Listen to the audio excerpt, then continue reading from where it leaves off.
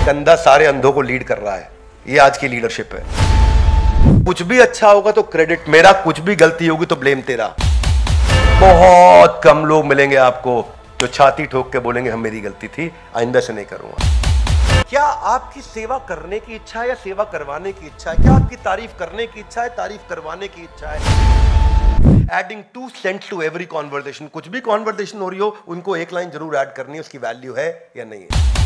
You feel disturbed when you are criticised.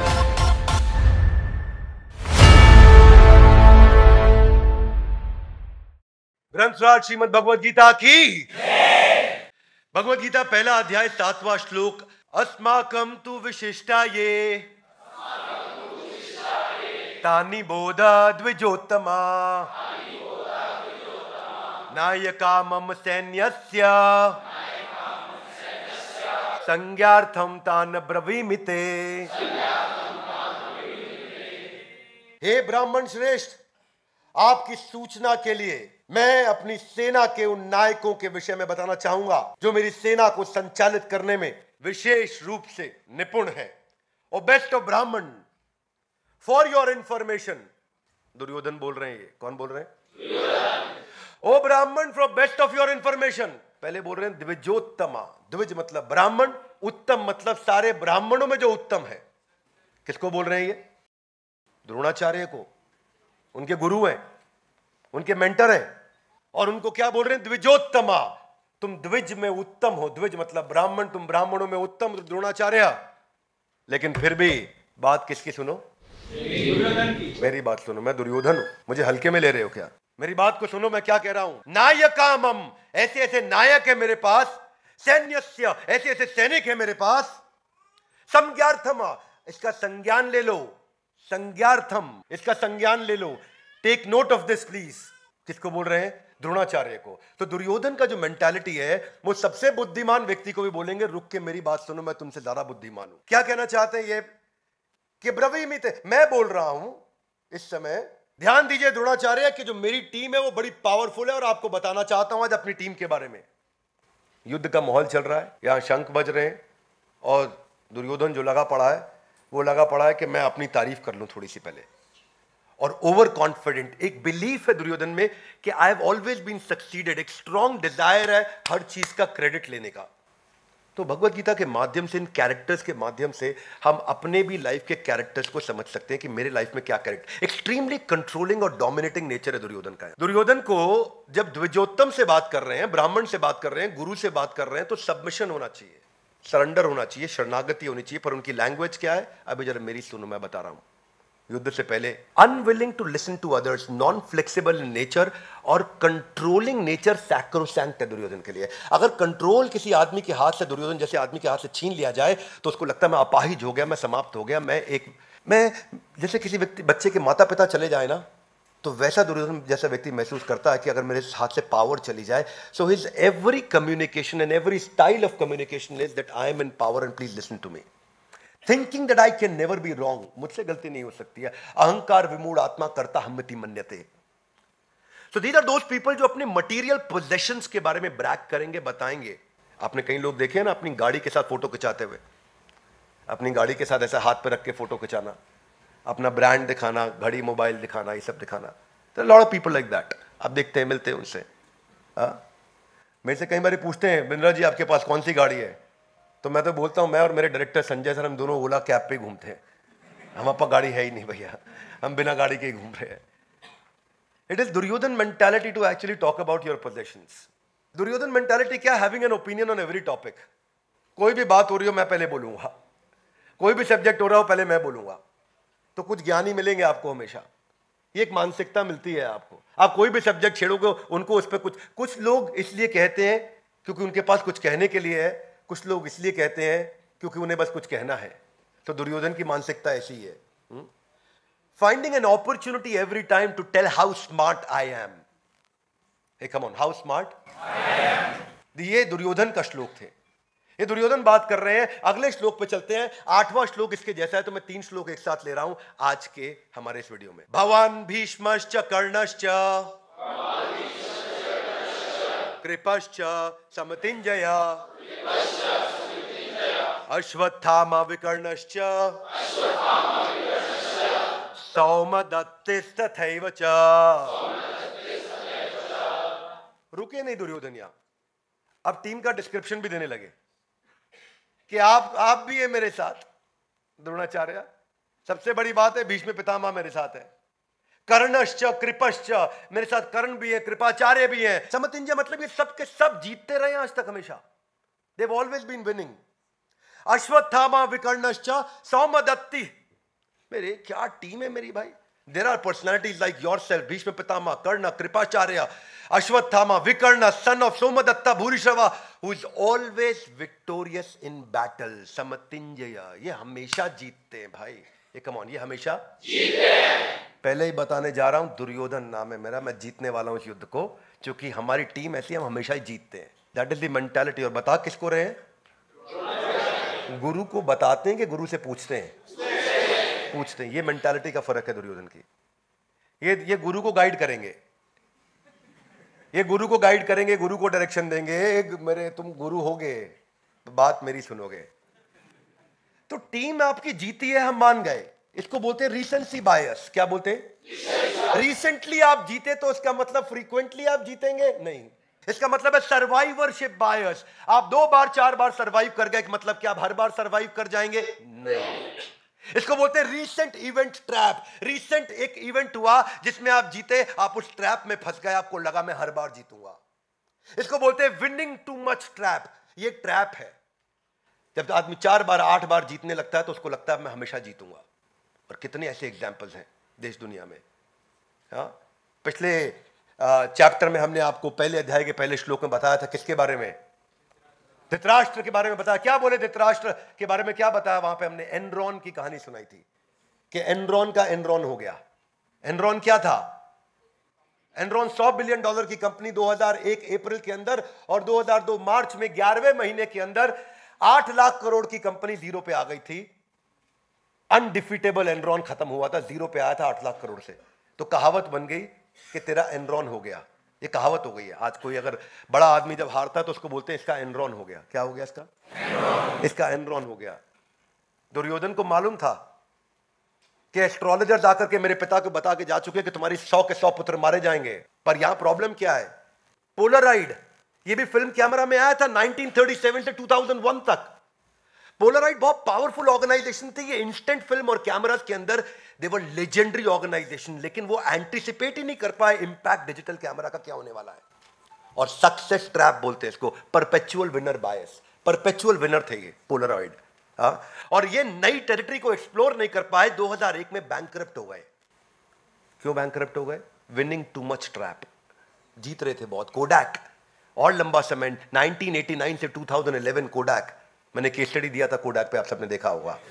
Perpetual winner बायस। दुनिया की सबसे बड़ी film company, billions of dollars में थी 1980s में, अर्ली 80s के अंदर। Design, production, marketing, photographic equipments में कोडैक कोडैक था भाई। कोडैक मतलब कैमरा, कैमरा मतलब कोडैक। लेकिन क्या हुआ? अपॉर्चुनिटी पकड़ नहीं पाए टाइमली डिजिटल की। हेजिटेशन थी उनको इस ट्रांजिशन में। और समस्या ये थी, उनको लगा था कैनिबलाइज हो जाएगा, जो मेरी ताकत है वो खत्म हो जाएगी। मतलब क्या?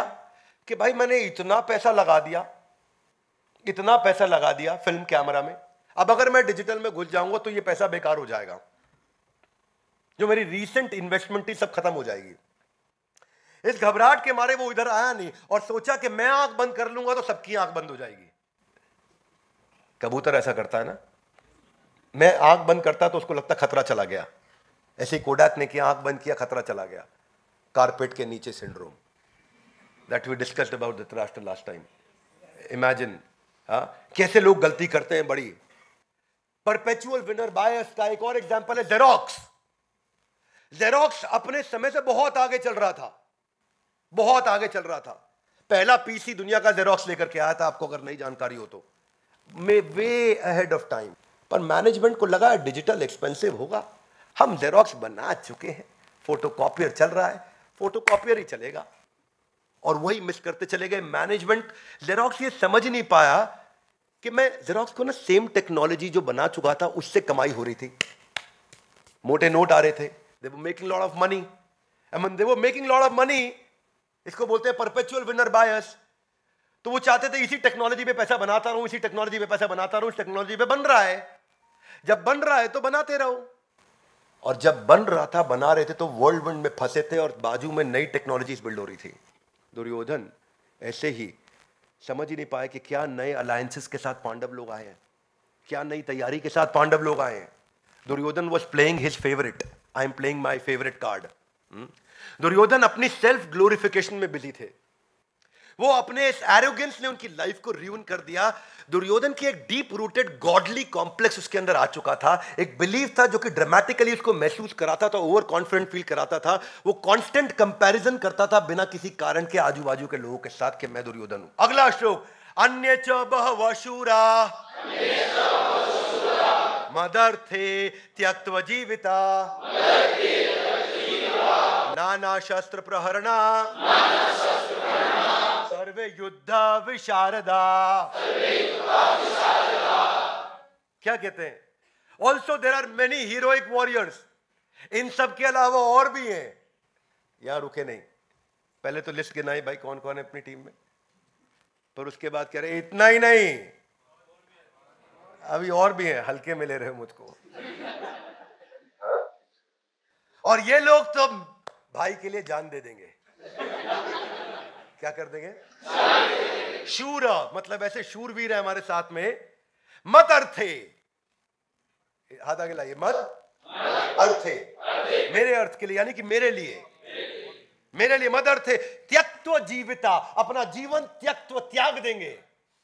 ऐसी टीम है मेरी, त्यक्त्वा जीविता, अपना जीवन भी त्याग देंगे मेरे लिए।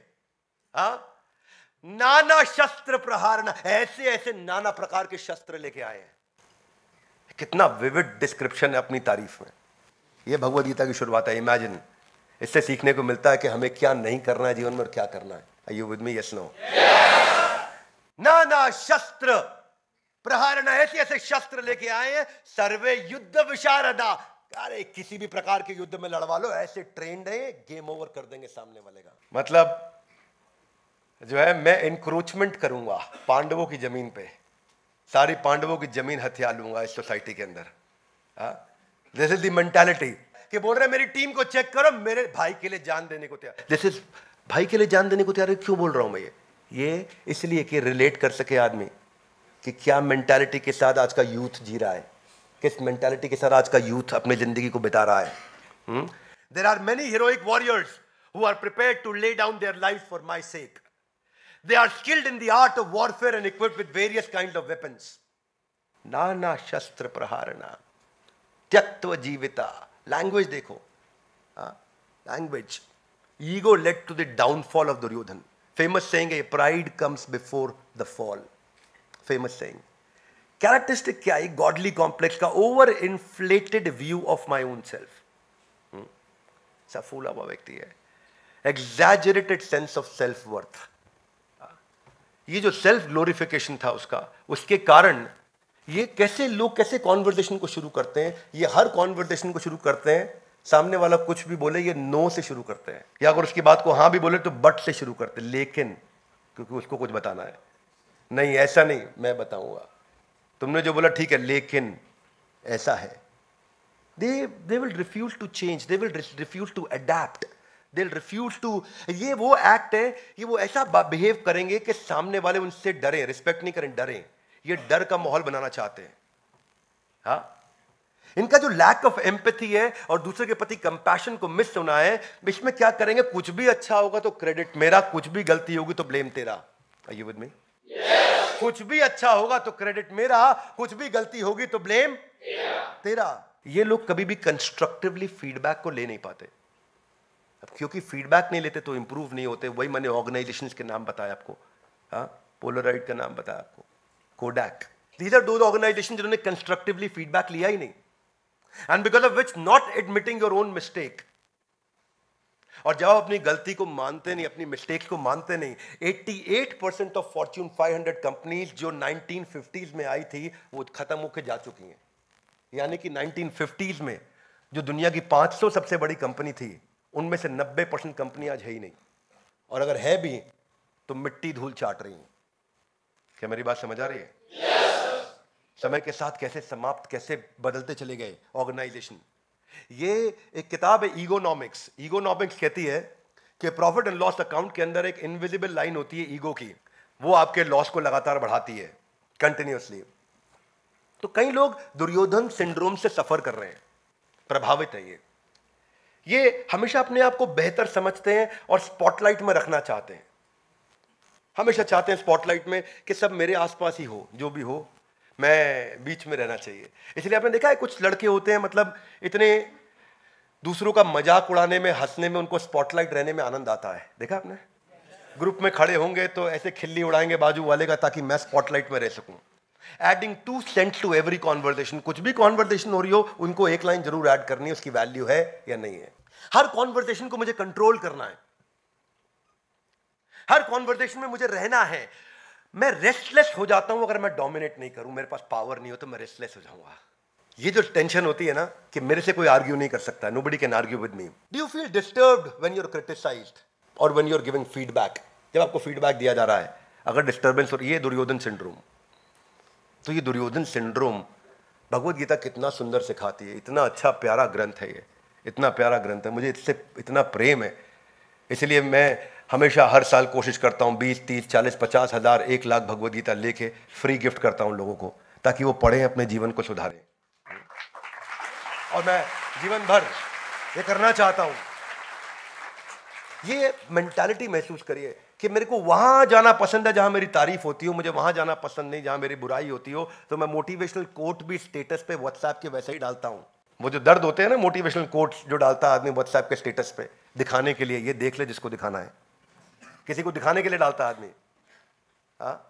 तो ये क्या आपकी सेवा करने की इच्छा है या सेवा करवाने की इच्छा है? क्या आपकी तारीफ करने की इच्छा है, तारीफ करवाने की इच्छा है? क्या आपकी दूसरों को आगे बढ़ाने की या दूसरे के द्वारा अपने आप को आगे बढ़ाए जाने की इच्छा है? इस इच्छा को इवैल्यूएट करने के लिए आज हम इस श्लोक पर चर्चा कर रहे हैं कि अपने आप को इवैल्यूएट करें। यहां दुर्योधन की बुराई करने के लिए नहीं बैठे, अपने अंदर दुर्योधन को पहचान करके उसको बाहर निकालने के लिए बैठे हैं। मेरी बात समझ आ रही है? ये नहीं कि हम यहां बैठ के सोचा है दुर्योधन तो वास्तव में बहुत बेकार था, आज का प्रोग्राम कैसा रहा, बढ़िया था, क्या सीखा, बस समझ आ गया, बड़ा घटिया आदमी था दुर्योधन।